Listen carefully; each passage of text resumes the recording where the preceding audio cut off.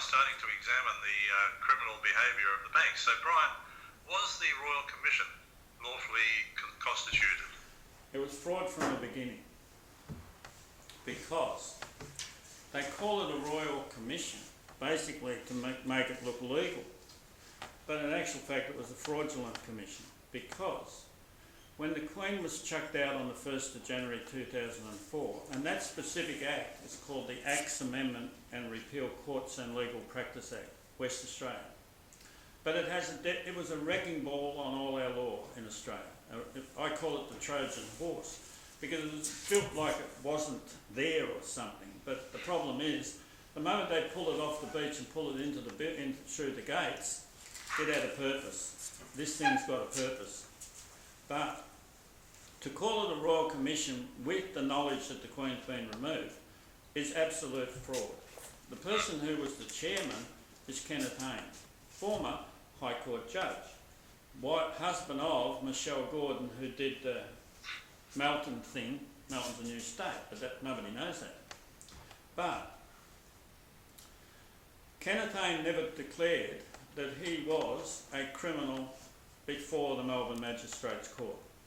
Now, in that period of time, it was like the 15th of December 2006 to the 29th of January 2006.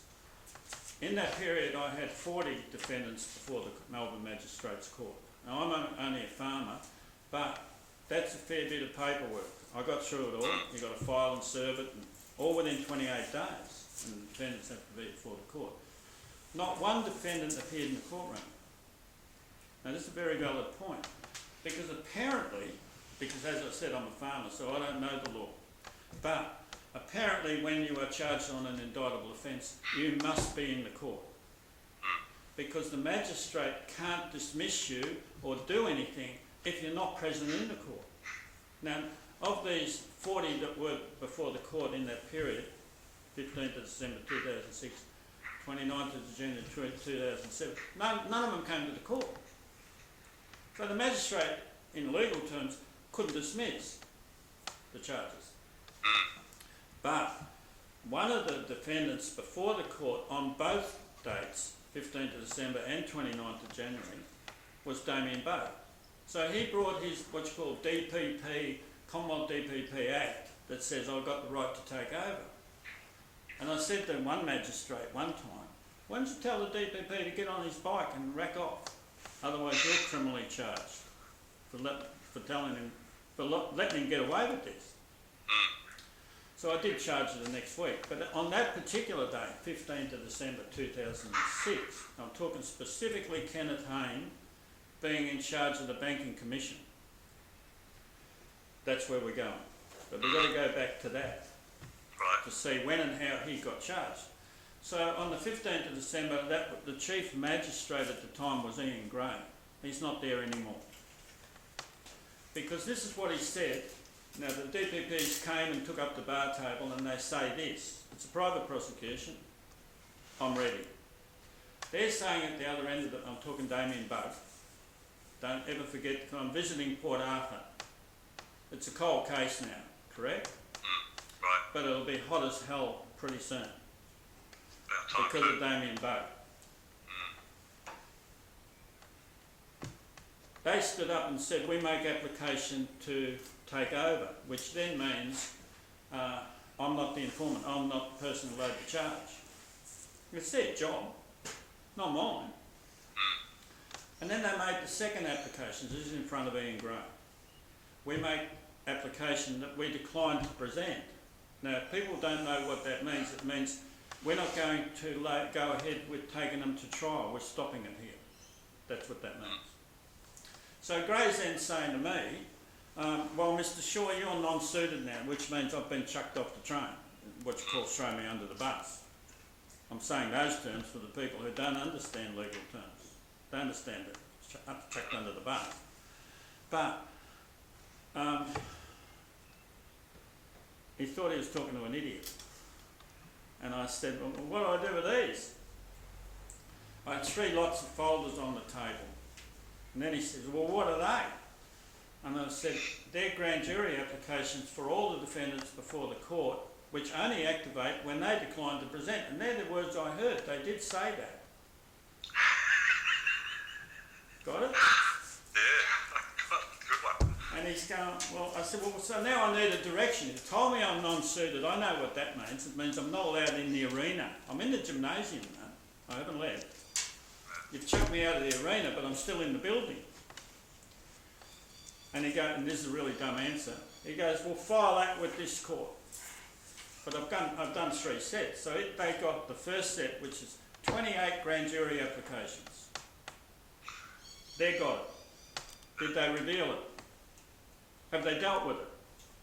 No, of course not. Now, there's where we're going.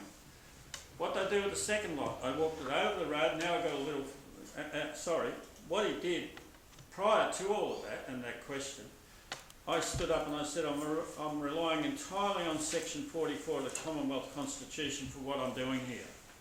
This is what Gray answered, Chief Magistrate, Victorian Magistrate. You won't be relying on the Constitution in my court. Yeah. They're good words, eh? Oh yeah, I've heard that before. Then he adjourned it, because the West Australian barristers had come over to get a cost order against me for Sergeant the Suckers in West Australia. And this is what he said. I'm here to represent the... I'll pick that up on the 15th of... Gray then adjourned that cost order to the 29th of January.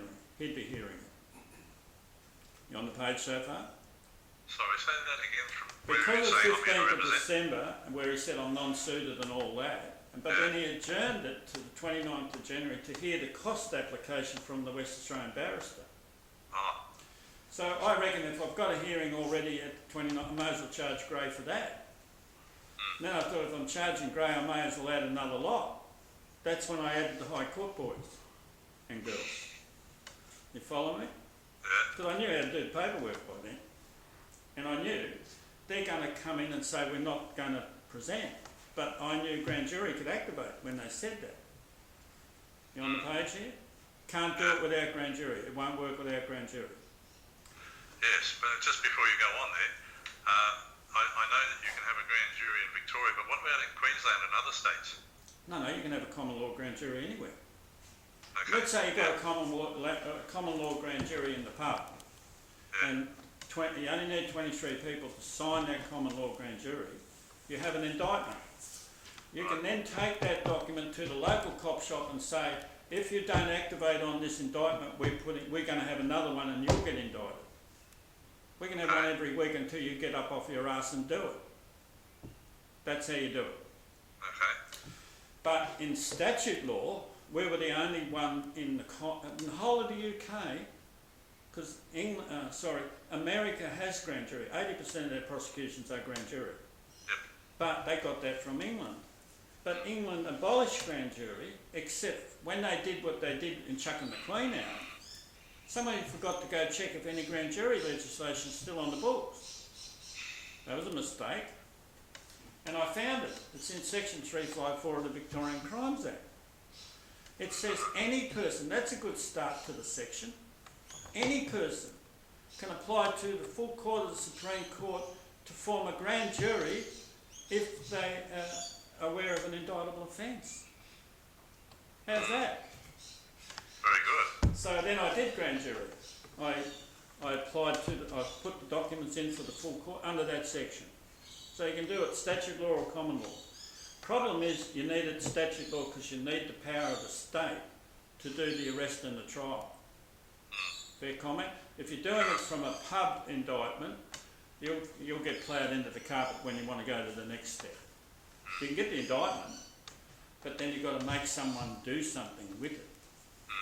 Otherwise it's just a pub indictment and someone says, well, we just indicted the Prime Minister and we'll go and arrest the sucker. There'll be 12 people looking after him. So you've got to break through them before you get to him type thing. And that's the problem with not doing it properly.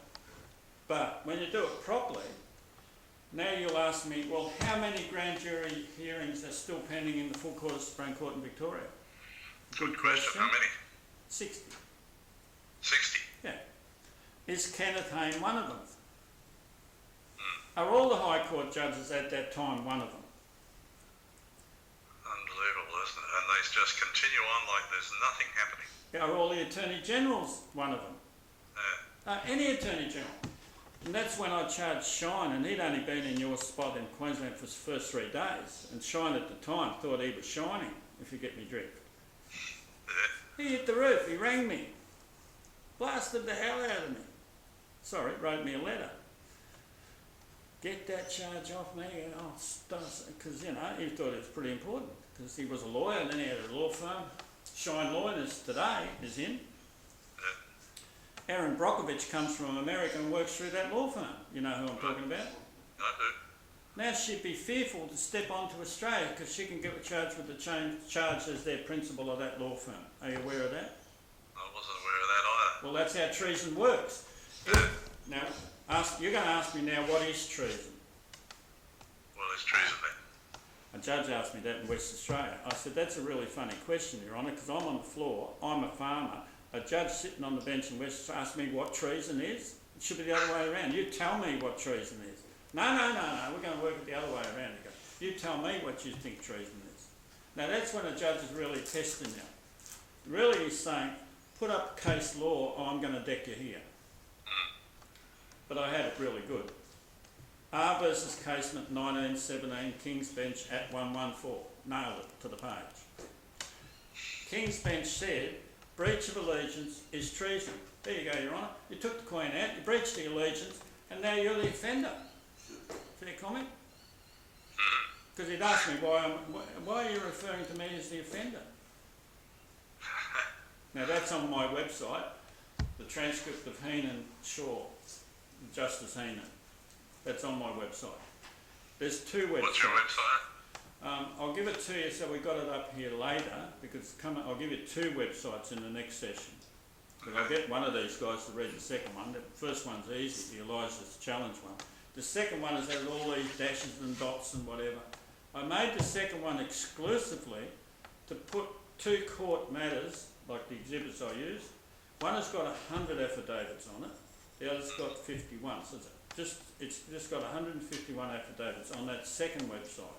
I'll give you that so you can put it up. But one of these guys here, you know, dash forward, dash and point, that's beyond me.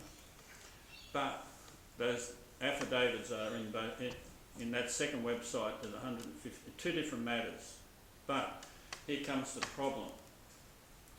Who is blocking? No, sorry, I'll back up a point. Rather than do what they're trying to do, they should be coming through section 43 of the Crimes Act 1914. That's attempting to pervert the course of justice, which is what's happening. None of these are going to trial. But if you use section 43 of the Crimes Act, it says a delay in prosecutions is a question of fact. You're in. You can say to any judge, magistrate or whatever, Your Honour, I will not arrest you if you send this to a question of fact. Now they've got the option. We either say, well, that's a heap of crap and cop the charge, or they say, good suggestion. I've got clean hands now. Yes, you have. Set it down for a question of fact. A question of fact guarantees you a jury trial, ordinary jury. A jury will hear all this and say, that's criminal, that's got to go to grand jury. So they'll send it down there. That's where we're going now. Okay. But where does it start? Go on, sorry. First of all, what's the composition of a grand jury? You are. Who can sit 23 on one? people Okay. with a pulse. It can't be 23 people with a pulse. That's it. I thought it was only 15 CPOs. No, not at all. Not at all. Statute law back in Victoria, we're the only ones with the statute law, so I'm working off that. It says 23 from the electoral roll. Problem is, you can't have an electoral roll. Are you aware of that? Yeah, I know. Well, if you chucked the Queen out and didn't tell the elector, you sort of deceived the elector. Yeah. Who did the deception? Every politician who nominated a form. Because you've got to sign a form. Like, let's say Rodney Kellerton and Wayne Blue, they started a political party in West Australia. Problem is, you've got to have a lot of nominees to sign that you're going to do a political party. Correct or incorrect? Yeah. Correct. Did either of them inform all of those nominees by letter that the Queen's been removed without the referendum, therefore you cannot be a nominee unless you commit the crime? Obviously not. Did I get that right or wrong? Yeah, you got it right. Oh, This I'm is a nailing question two I had people to, here, because and I they know started both off of the them. party. They're reasonable guys, but they've done it all wrong. Rodney Kellerton, well, he ain't got a bloody clue what he's doing. Neither's Wayne Glue, because, do you know, Wayne Glue was sitting in a court in Victoria in 2008, March 2008. Now you're going to ask me who the two judges were. One of them was Dodge Streeton, female. The other was Jeffrey Nettle. Supreme Court, full court. A lot of West Australians sitting in the court. I filed 100 affidavits into that. They're all on my website, the 100 affidavits. So evidence is there for everyone to look at. And you can help them. You're the IT. You're better than us at doing all that stuff. But there's 100 affidavits there for anyone in Australia to look at. Dodge Streeton and Nettle concealed every one of those affidavits. What happened? Did they get promoted? Where did Dodge Streeton go to? I don't know. She's a federal court. She's a federal court judge now. Her name's in the rules. She makes the rules. Oh, So you've got a criminal making the rules of the federal court. Where'd Nettle go to? probably to the DPP. Oh, beg your pardon. He'll be sitting there hearing all the challenges now in the High Court. He's one of the High Court judges. Oh, yeah, well, there you go. Now, of the 10 people signed grand jury applications against both judges and filed them at the full court of the Supreme Court on March 17, 2008, Wayne Glue was one of those. Never used it since that day. Fair comment? Yeah. Now, in the Supreme Court library, when Rodney Kellerton is trying to get his head around a bit of law, I handed him that document. I handed him Wayne Glue's grand jury application on Nettle with an ANZ bank matter as the header. What did Rodney Kellerton do with that document? Because he's only one block up from the High Court in Melbourne. He didn't walk up and say to the lady who looks after the Melbourne Registry, hey, it's all over now. We know Nettle, because Nettle was one of the 5 judges who chucked him out. And he's got the document that says Nettle's a criminal. So why didn't he do something about it? You ask them. Yeah. I'm their opponent now. They're going, boy, you sure shouldn't be saying this. But I'll say it as loud as ever. Excuse me, don't hide it from the people or we'll expose you. That's it. I'm being tipped off here. I don't think they're hiding it so much as that they probably don't know the process. Hey, hello. Very few do. Wayne Glue was a copper. Yeah. Rodney Kellerton was thick as 2 short bricks. He was a farmer. Still is thick as short. He's not the sharpest tool in the woodshed. But we're going to break to the next one. Okay.